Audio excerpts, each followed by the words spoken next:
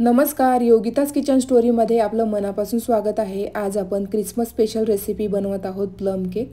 अगदी साध्या आणि सोप्या पद्धतीने प्लम केक घरच्या घरी कसा बनवायचा भरपूर टिप्स मी तुमच्याबरोबर शेअर केलेले आहेत।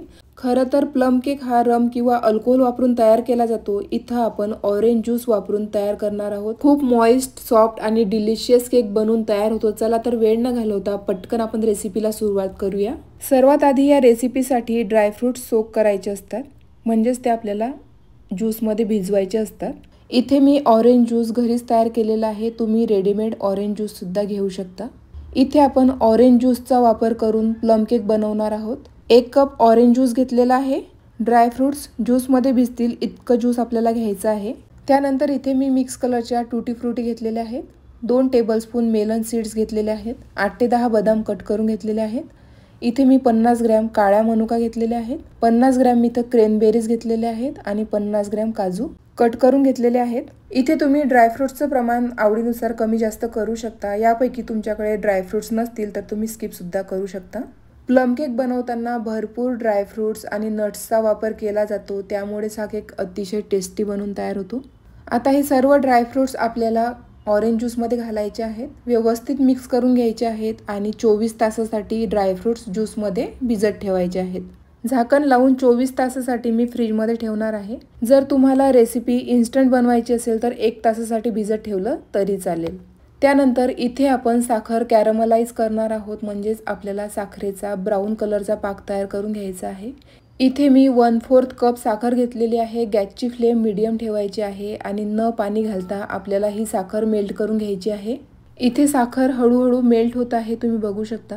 इथे साखर कॅरमलाइज झालेली आहे, तुम्ही बघू शकता मस्त ब्राऊन कलर आलेला आहे। लक्षात असू द्या, जोपर्यंत साखर कॅरमलाइज होत नाही, मस्त ब्राऊन कलर येत नाही, तोपर्यंत आपल्याला यामध्ये पाणी घालायचं नाही। त्यानंतर आपल्याला थोड्या प्रमाणात पाणी घालायचं आहे।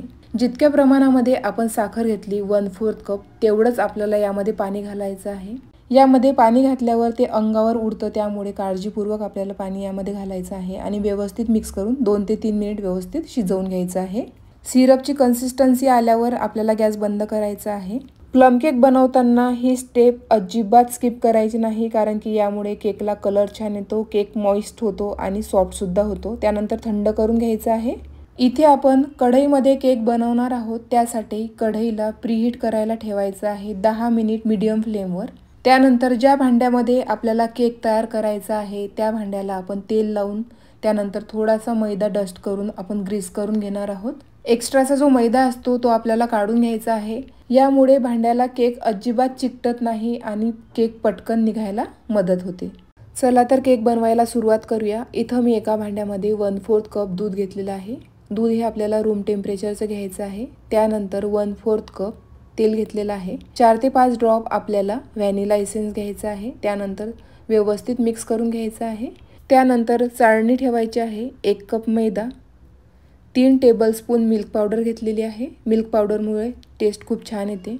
इथं मी दालचिनीचा तुकडा, 1 लवंग आणि 2 हिरवी वेलची घेतलेली आहे, त्याची पावडर यामध्ये आपल्याला घालायची आहे। सर्व साहित्य आपल्याला व्यवस्थित चाळून घ्यायचं आहे, जाडसर कण असतात ते निघून जातात। त्यानंतर यामध्ये आपण शुगर सिरप सुद्धा घालणार आहोत।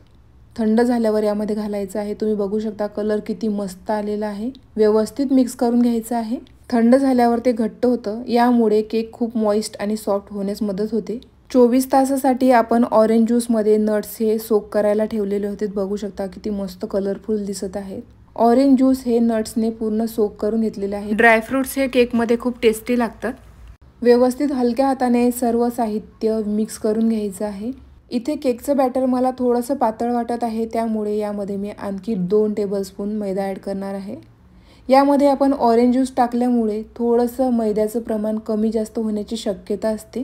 परफेक्ट केक बॅटरची कन्सिस्टन्सी येण्यासाठी इथं मी 2 टेबलस्पून मैदा ॲड केलेला आहे।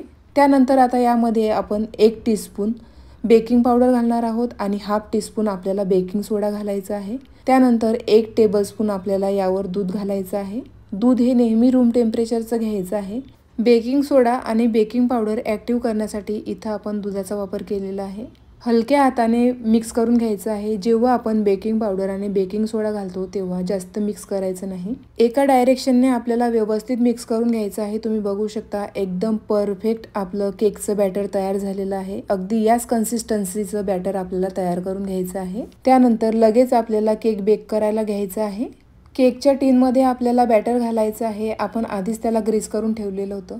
केक बॅटर बनवण्याआधीच आपल्याला कढई ही प्रीहीट करून घ्यायची आहे आणि केकचा टीनसुद्धा तयार करून घ्यायचा आहे, म्हणजे वेळेवर आपली धावपळ होत नाही। त्यानंतर केकचा टीन हा आपल्याला 2 ते 3 वेळा व्यवस्थित टॅप करून घ्यायचा आहे, म्हणजेच जे एअर बबल्स असतात ते निघून जातात। त्यानंतर कढईसुद्धा आपली प्रीहीट झालेली आहे। आता आपण केक बेक करायला ठेवणार आहोत। त्यानंतर गॅसची फ्लेम ही लो ठेवायची आहे आणि सुरुवातीपासून ते शेवटपर्यंत आपल्याला लो फ्लेमवरच केक बेक करून घ्यायचा आहे। 40 ते 45 मिनिट लागतात लो फ्लेमवर केक बेक होण्यासाठी। त्यानंतर इथं 30 मिनिट झालेले आहेत। आपल्याला केक डेकोरेट करून घ्यायचा आहे। जर तुम्ही सुरुवातीला केक डेकोरेट केला तर ते नट्स आत जातात आणि आपली मेहनत वाया जाते। झाकण ठेवायचं आहे आणि पुन्हा केक आपल्याला व्यवस्थित बेक करून घ्यायचा आहे। इथे सुरुवातीपासून ते आतापर्यंत बरोबर 50 मिनिट झालेले आहेत। आपण केक बेक झाला का नाही ते बघूया। मधोमध टूथपिक घालायची आहे। जर टूथपिक क्लीन निघाली तर समजायचं की आपला केक व्यवस्थित बेक करून झालेला आहे। तुम्ही बघू शकता एकदम क्लीन टूथपिक निघते, म्हणजेच आपला केक एकदम परफेक्ट बेक झालेला आहे। गॅसची फ्लेम बंद करायची आहे आणि आपल्याला केक काढून घ्यायचा आहे। त्यानंतर केक अर्धा तास पूर्णपणे थंड होऊ द्यायचा आहे। जर तुम्ही गरम असतानाच केक काढायचा प्रयत्न केला तर तो तुटण्याची शक्यता असते आणि आपला मूड ऑफ होतो। त्यामुळे अर्धा तास आपल्याला वेट करायचा आहे। केक पूर्णपणे थंड करून घ्यायचा आहे, त्यानंतरच आपल्याला केक काढून घ्यायचा आहे।